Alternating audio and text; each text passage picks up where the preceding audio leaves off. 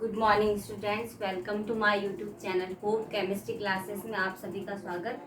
और जैसे कि हमने इससे पहले पढ़ा था ऑर्गेनिक केमिस्ट्री में और उससे पहले हमने पढ़ा था इनऑर्गेनिक केमिस्ट्री, तो हम पढ़ रहे हैं ब्रांचेस ऑफ केमिस्ट्री के बारे में। ठीक है, ब्रांचेस ऑफ केमिस्ट्री में हमने पढ़ा सबसे पहले इनऑर्गेनिक केमिस्ट्री, उसके बाद ऑर्गेनिक, और आज जो है हम उसी का एक नेक्स्ट ब्रांच जो तीसरी ब्रांच है फिजिकल केमिस्ट्री, उसके बारे में बात कर रहे हैं। ठीक है, तो थोड़ी थोड़ी डेफिनेशन है, थोड़े थोड़े ब्रीफली मैं आपको बता दूं, ज़्यादा इसमें कोई डिटेल नहीं कि मतलब होता क्या है, कि हल्की सी इसकी बस इसको हल्का सा रिफाइन कर दूँ कि क्या क्या चीज़ें हैं, क्या क्या टर्म्स हैं, उसके बारे में हम थोड़ा बात करेंगे। ठीक है, तो आज का जो हमारा टॉपिक हुआ है हमारा फिजिकल केमिस्ट्री।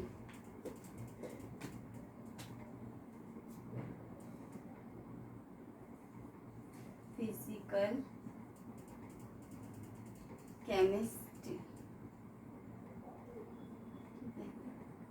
और फिजिकल केमिस्ट्री में सबसे पहले हम बात करेंगे किसके बारे में, फिजिकल केमिस्ट्री होता क्या है उसी के बारे में हम बात करेंगे। तो पहले हम इसकी डेफिनेशन लिख लेते हैं।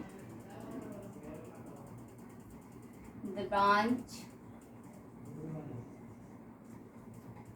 of science, physical chemistry is the branch of science which deals with the study of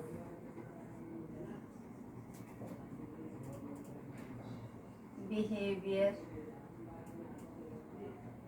which deals with the study of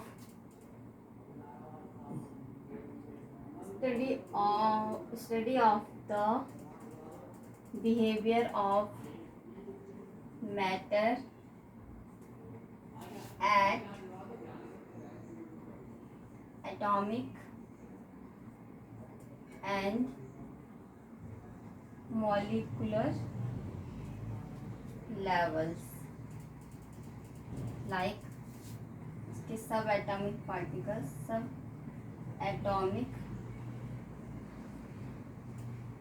particles, electron, proton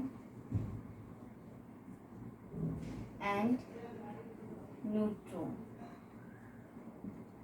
ठीक है, यानी फिजिकल केमिस्ट्री क्या है, फिजिकल केमिस्ट्री जो है साइंस की एक ऐसी ब्रांच है जिसमें हम इसकी स्टडी करते हैं, मैटर के बिहेवियर की स्टडी करते हैं। किस लेवल पे, एटॉमिक और मॉलिक्यूलर लेवल पर। ठीक है, यानी जो फिजिकल केमिस्ट्री होती है वो क्या है, साइंस की एक ऐसी ब्रांच है जिसमें हम मैटर की स्टडी, मैटर के बिहेवियर, यानी यहाँ पे बात की जा रही मैटर का बिहेवियर कैसा होता है, कैसे उसमें जो है पार्टिकल्स उसके मूवमेंट करते हैं, उसके बारे में उसका जो बिहेवियर होता है, मैटर का बिहेवियर जो है वो किस वे में, एटॉमिक और मॉलिक्यूलर लेवल्स पर क्या है हम उसकी स्टडी करते हैं। किसमें, फिजिकल केमिस्ट्री के अंदर। ठीक है, फिजिकल केमिस्ट्री के अंदर हम किसकी, मैटर के बिहेवियर की स्टडी करते हैं। किस लेवल पे, एटॉमिक और मॉलिक्यूलर लेवल पे। जैसे इसके सब एटॉमिक पार्टिकल्स, एटम के सब एटॉमिक पार्टिकल्स कौन से होते हैं, इलेक्ट्रॉन, प्रोटॉन और न्यूट्रॉन। सब एटॉमिक पार्टिकल कौन से होते हैं, इलेक्ट्रॉन, प्रोटॉन और न्यूट्रॉन जो है मैटर के सब एटॉमिक पार्टिकल्स होते हैं।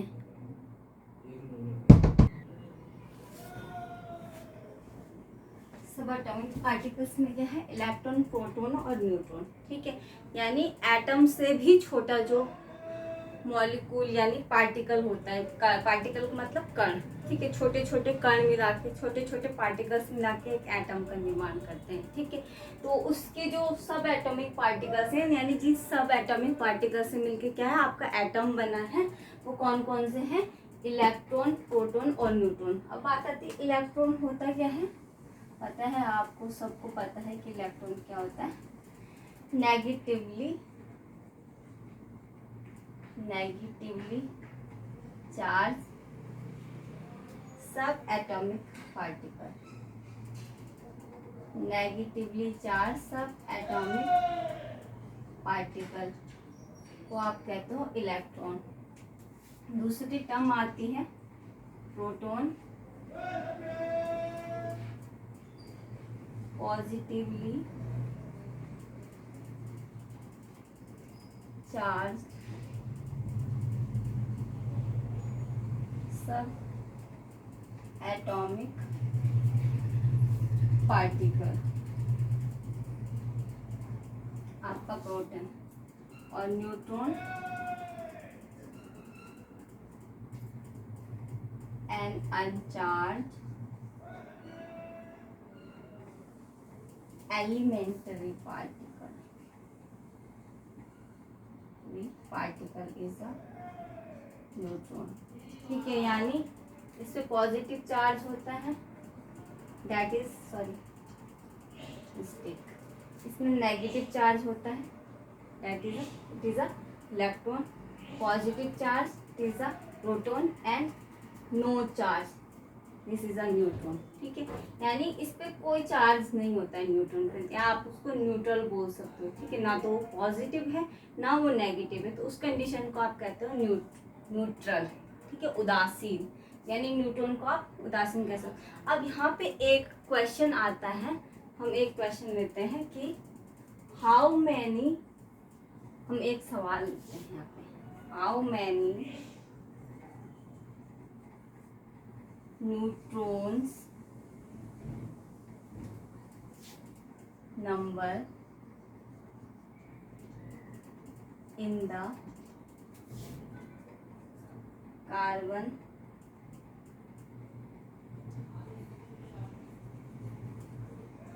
नाइट्रोजन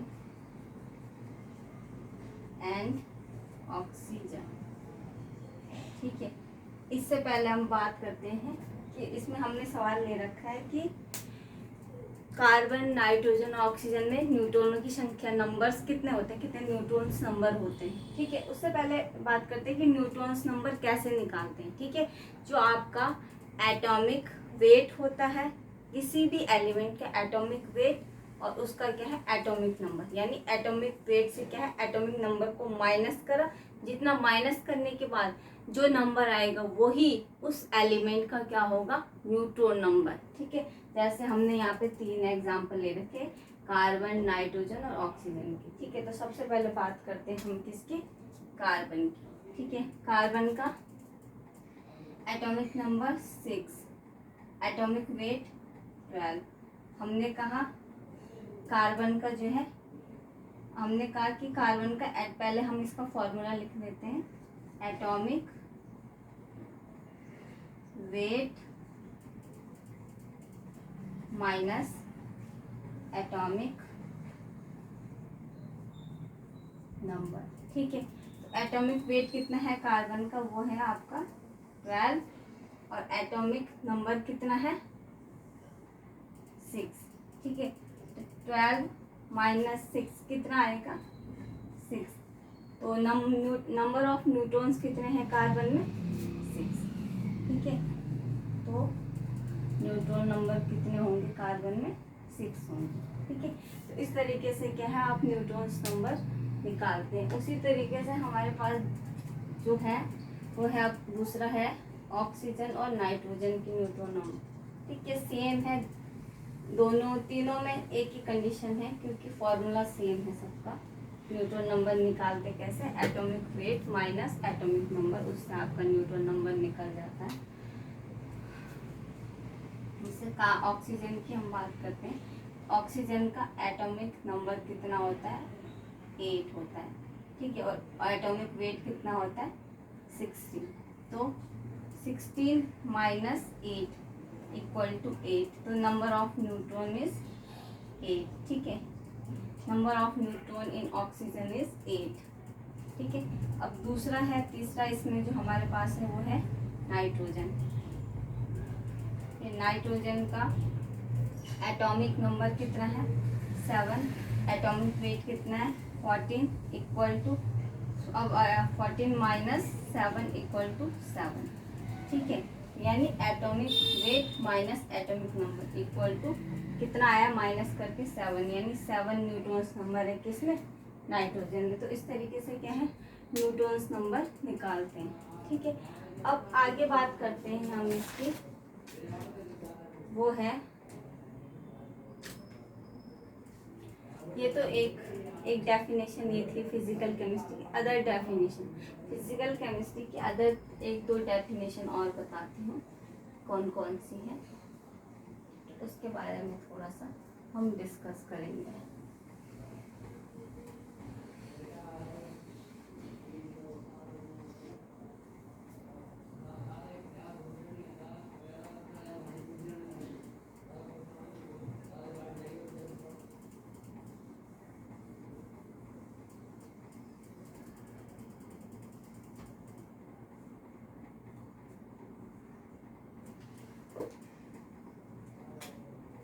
नेक्स्ट डेफिनेशन है फिजिकल केमिस्ट्री की, जो अदर डेफिनेशन वो ये है, all physico chemical aspects, all physico-chemical aspects of various energy chains involved in chemical reaction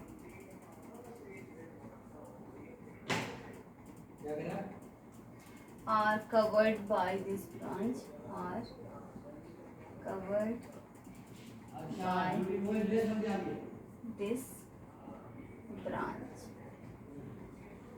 ठीक है, यानी फिजिकल केमिस्ट्री कह रहे कि क्या है, फिजिकल केमिस्ट्री में क्या है, जो फिजिको है, फिजिको का मतलब फिजिक्स से रिलेटेड, केमिकल का मतलब सॉरी इसको केमिको भी लिख सकते हैं हम यहाँ पे। ठीक है, और physicochemical aspects of various energy changes involve in chemical reaction are covered by this.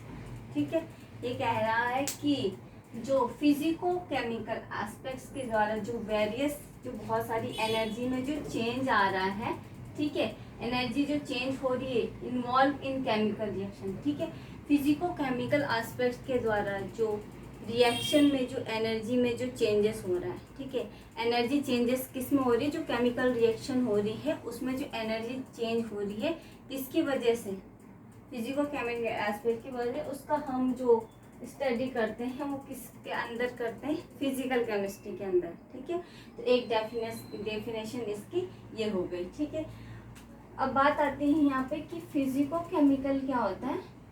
Simple सा मीनिंग है, नाम से ही समझ में आ रहा है, physico chemical.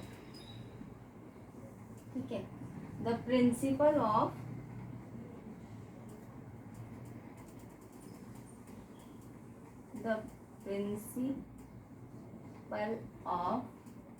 both physics and chemistry। ठीक है, the principle of both physics and chemistry that call physico chemical. Physico chemical आप किसको कह रहे हो, जिसमें जो है फिजिक्स और केमिस्ट्री दोनों के क्या होते हैं, सिद्धांत, यानी जो आपका फिजिक्स और केमिस्ट्री दोनों के सिद्धांतों पर निर्भर होता है, उसी को आप कहते हो फिजिकल केमिस्ट्री। ठीक है, उसमें फिजिक्स के भी प्रिंसिपल होंगे और केमिस्ट्री के भी फिजिकल, तो उन दोनों को मर्ज करके जो बनाएगा उसको आप कह रहे हो फिजिकल केमिस्ट्री। ठीक है, उसके बाद आता है एक और पॉइंट है इसमें, और हम फिजिकल केमिस्ट्री में किसकी स्टडी करते हैं, दूसरा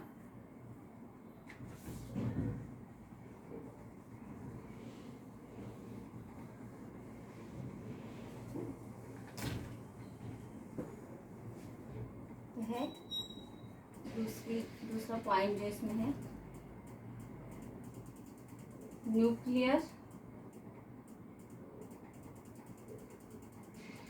न्यूक्लियर प्रोसेस एंड स्पेक्ट्रोस्कोपी।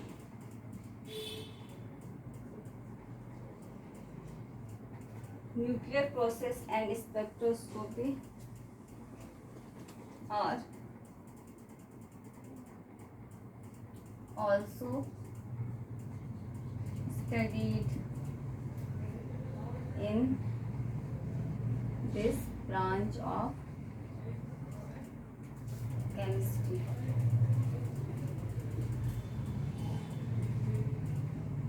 ठीक है, यानी फिजिकल केमिस्ट्री में कि हम न्यूक्लियर प्रोसेस के बारे में बात करते हैं और स्पेक्ट्रोस्कोपी। ठीक है, इन दोनों की स्टडी किसमें की जाती है? इन दोनों की स्टडी की जाती है फिजिकल केमिस्ट्री में। न्यूक्लियर प्रोसेस और आपको स्पेक्ट्रोस्कोपी दोनों की जो स्टडी की जाती है वो किसमें की जाती है? फिजिकल केमिस्ट्री में जो है स्टडी हम करते हैं। ठीक है, तो ये 2-3 डेफिनेशन होगी फिजिकल केमिस्ट्री की। अब इसमें बात आता है कि न्यूक्लियर प्रोसेस क्या होता है। ठीक है, उसके बारे में हम थोड़ा सा बात करते हैं।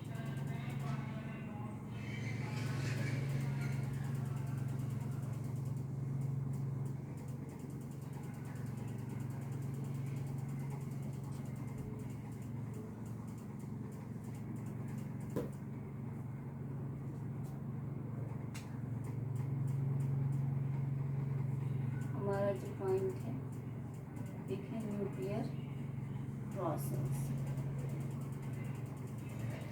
न्यूक्लियर प्रोसेस क्या होता है? Nuclear process including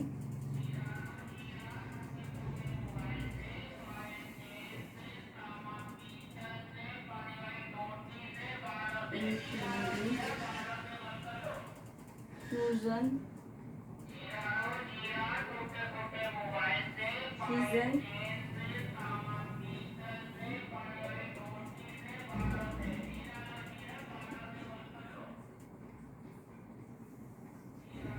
and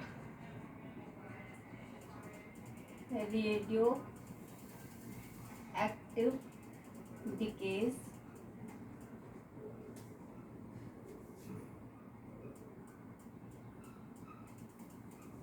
of unstable nuclei are studied there. ठीक है, यानी न्यूक्लियर प्रोसेस में हम किसकी बात करते हैं? इसमें जो है फ्यूजन, फिजन और रेडियो एक्टिव डिकेस और अनस्टेबल न्यूक्लियर। ठीक है, उसकी क्या है स्टडी हम करते हैं कि न्यूक्लियर प्रोसेस कैसे होती है। पहले क्या होता है? फ्यूजन होता है कोई, उसका फिर फिजन, फिर रेडियो एक्टिव। ये सारी प्रोसेस क्या है इसमें आती है न्यूक्लियर में। न्यूक्लियर प्रोसेस में क्या होता है? फ्यूजन होता है, फिजन होता है और रेडियो एक्टिव। फ्यूजन का मतलब होता है कोई छोटी चीज़ से बड़ी चीज़ का बनना। ठीक है, और फिजन होता है आपका कि कोई बड़ी चीज़ है। ठीक है, फ्यूजन जो होता है वो क्या है? फ्यूजन होता है कि कोई छोटी चीज़ है उससे किसी बड़े मॉलिक्यूल का बनना। और फिजन होता है आपका कि कोई क्या है बड़ी चीज़ है और उससे क्या है छोटी छोटी चीज़ें बन रही है। तो ये दोनों डिफरेंस है किसमें? फ्यूजन और फिजन में। ठीक है, अब हम इसमें थोड़ा बात करते हैं कि फ्यूजन क्या होता है। जैसे सपोज दैट फ्यूजन की बात कर रहे हैं,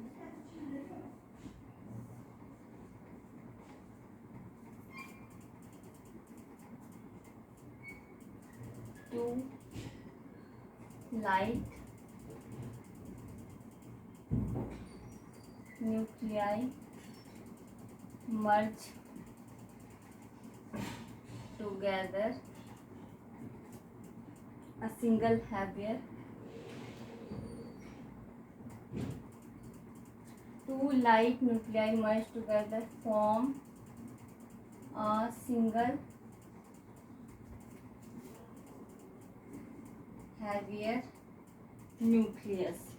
ठीक है, a single heavier nucleus. Fusion का मतलब होता है कि दो क्या है लाइट न्यूक्लियाई है आपके पास। ठीक है, केंद्रक जिसको बोलते हैं। ठीक है, दो लाइट न्यूक्लियाई। ठीक है, लाइट न्यूक्लियाई है वो क्या आपस में क्या है मर्ज हुए, एक साथ मिले। उसके बाद है एक साथ मिलने के बाद उन्होंने बनाया क्या एक बड़ा सा हैवी, देखो सिंगल हैवियर न्यूक्लियस। ठीक है, तो उसके बाद जब दो आपके पास हल्के क्या है न्यूक्लियाई, ठीक है, दो हल्के न्यूक्लियाई है, न्यूक्लियस है, ठीक है, उन दोनों क्या है मर्ज के आपस में मिलने के बाद एक बड़ा क्या बनाया न्यूक्लियस, यानी एक बड़ा सिंगल, उसके साथ और कोई पार्टिकल मतलब वो एक सिंगल बनेगा, दो नहीं बनेंगे उसके। ठीक है, तो सिंगल हैवियर क्या है न्यूक्लियस, यानी एक भारी न्यूक्लियस बनाया। जैसे हम एग्जांपल यहाँ पे सपोज डेट क्या है, दो लाइट न्यूक्लियाई हैं आपके पास। ठीक है, ये दो क्या है लाइट न्यूक्लियाई हैं, ये दोनों आपस में क्या है मिले, मर्ज हुए, मर्ज होने के बाद इन्होंने क्या बनाया एक हैवी, ये वाला पार्ट इसका यहाँ ऐसे इस तरीके से क्या है ये आपस में मर्ज हुए, मर्ज होने के बाद इन्होंने क्या एक हैवी क्या है न्यूक्लियस बनाया। ठीक है, तो उस प्रोसेस को आप बोल रहे हो फ्यूजन। तो ये सारा किस में आता है न्यूक्लियर प्रोसेस। ये किसकी प्रोसेस है सारी न्यूक्लियर। ठीक है, न्यूक्लियर का मतलब होता है जो आपका क्या होता है जो एटम है, एटम के अंदर जो न्यूक्लियस होता है उसकी बात की जा रही है, जो केंद्र है सेंटर है उसकी बात की जा रही है। ठीक है, तो उन दोनों में मर्ज होकर क्या है ये प्रोसेस बनाएंगे, यानी जिसको आप बोल रहे हो केंद्र होता है, जिसको आप नाभिक बोलते हो हिंदी में। ठीक है, नाभिक या संलयन या खंडन जिसको हिंदी में कहा जाता है। ठीक है, तो यानी यहाँ पे क्या है हम इसको न्यूक्लियर फ्यूजन बोल सकते हैं। ठीक है, क्योंकि क्या है ये दो चीजें आपस में जुड़ रही है। ठीक है, तो जहाँ पे जुड़ना उसको संलयन कहा जाता है, जहाँ पे टूटना उसको बोलता है विखंडन। ठीक है, यानी उसको फ्यूजन कहा जाता है। अब दूसरा पॉइंट आता है यहाँ पे फ्यूजन के बाद पहले जुड़ा, अब जुड़ने के बाद क्या है टूटना, जिसको आप कहते हो फ्यूजन, FISS फ्यूजन। ठीक है, फ्यूजन क्या होता है, it is a reaction in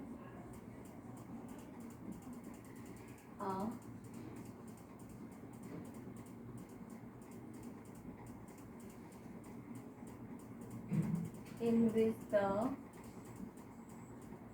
nucleus and atom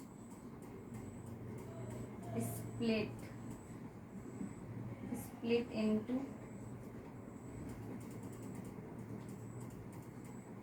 two or more nucleus। ठीक है, ये क्या है एक ऐसी रिएक्शन है nucleus in which the nucleus and atom split into two और मोर न्यूक्लियस। ठीक है, यानी इसमें क्या होता है फ्यूजन में क्या होता है, जैसे हमने इससे पहले देखा फ्यूजन में क्या हो रहा था कि दो लाइट न्यूक्लियाई के आपस में जुड़ने के बाद एक बड़ा सा हैवी क्या है न्यूक्लियस बना रहे थे। फ्यूजन में जस्ट उसका अपोजिट होता है, फ्यूजन में होता है कि क्या होता है जो दो न्यूक्लियाई, जो एक बड़ा न्यूक्लियर बना था ना, ठीक है, जो फ्यूजन के द्वारा एक बड़ा न्यूक्लियर बना था, वही बड़ा न्यूक्लियर क्या होता है अब टूटेगा। ठीक है, स्प्लिट होगा, स्प्लिट मतलब बिखरेगा और अलग अलग न्यूक्लियर में क्या है दो बड़े दो छोटे छोटे न्यूक्लियर में टूटेगा। ठीक है, यानी पहली कंडीशन में क्या हुआ आपस में जुड़ा, ठीक है, दो न्यूक्लियर आपस में जुड़े, जुड़ने के बाद एक बड़ा न्यूक्लियर। दूसरी कंडीशन में क्या हुआ वही बड़ा न्यूक्लियर अब दो छोटे छोटे न्यूक्लियर में टूट रहा है। ठीक है, यानी पहला क्या हुआ पहले जुड़े और आप क्या हो रहे टूट रहे हैं। ठीक है, तो जो जुड़ने की प्रोसेस होती है, ठीक है, जिस संलयन जिसको बोला जाता है उसको बोलता है फ्यूजन। और सेकंड जो कंडीशन है फ्यूजन, उसमें क्या हो रहा है टूट रहा है, यानी विखंडन हो रहा है, वो टूट रहा है, तो उस कंडीशन को आप बोलो फ्यूजन। ठीक है, यानी जहाँ पे आपका क्या है न्यूक्लियस या एटम क्या है दो या दो से अधिक न्यूक्लियस में टूट रहा है, स्प्लिट हो रहा है, विखंडित हो रहा है, खंडित हो रहा है, उसको आप कह रहे हो फ्यूजन। ठीक है, जैसे यहाँ पे हम एग्जांपल ले रहे हैं यूरेनियम 92, इसका एटॉमिक नंबर 235 एटॉमिक वेट। क्या यूरेनियम 92 235 जो है आपका क्या है एक बहुत बड़ा क्या है रेडियो एक्टिव एलिमेंट। ठीक है,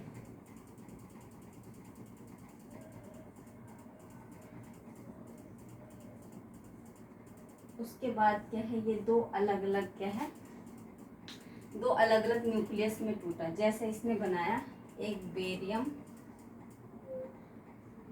56, 144 और क्रिप्टॉन 36, 89।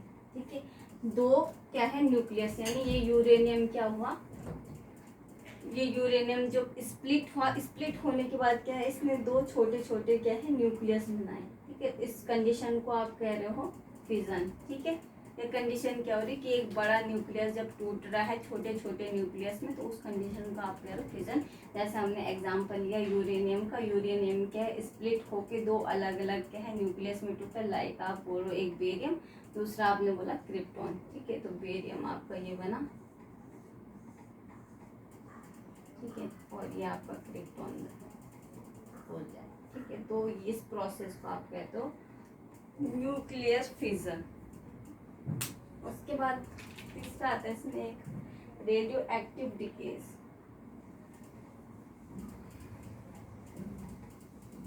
न्यूक्लियर प्रोसेस में तीसरा पॉइंट है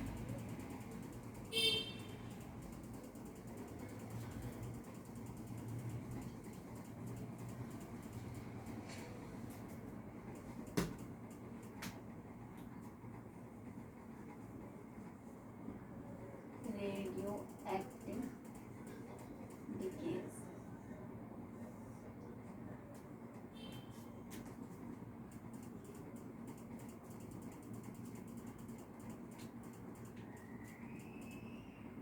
radioactive decays, it is a process in which the unstable atomic nuclei losses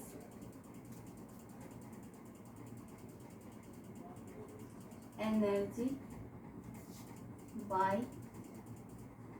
radiation। ठीक है, ये एक ऐसी प्रोसेस है जिसमें कोई क्या है अनस्टेबल एटॉमिक न्यूक्लियाई, ठीक है, जो क्या है अस्थायी परमाणु केंद्रक जिसको बोलते हो। ठीक है, नाभिक या केंद्र, नाभिक उसको बोल सकते हो आप, परमाणु नाभिक, मतलब न्यूक्लियाई का मतलब होता है नाभिक जो सेंटर में है। ठीक है, यानी एक अस्थायी एटॉमिक न्यूक्लियाई है जिसकी जो एनर्जी क्या है, अपनी एनर्जी को लॉस कर रहा है, किसके द्वारा, रेडिएशन के द्वारा। ठीक है, तो उस कंडीशन को आप बोलते हो रेडियो एक्टिव डिके। ठीक है, उसको क्या बोलोगे, रेडियो एक्टिव डिके आप कह रहे हो कि जो क्या है कोई अनस्टेबल एटॉमिक न्यूक्लियाई। ठीक है, अनस्टेबल है, वो स्टेबल नहीं है, तो